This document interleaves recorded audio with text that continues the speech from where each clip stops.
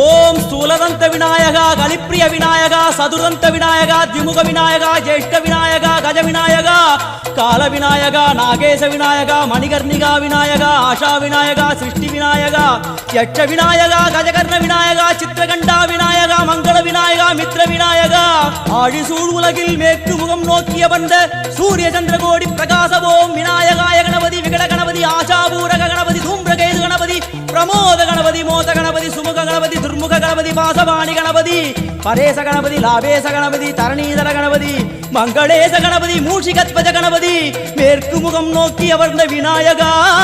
எவை காத்தருள்வாய் மதகரிமுக கணநாயகா.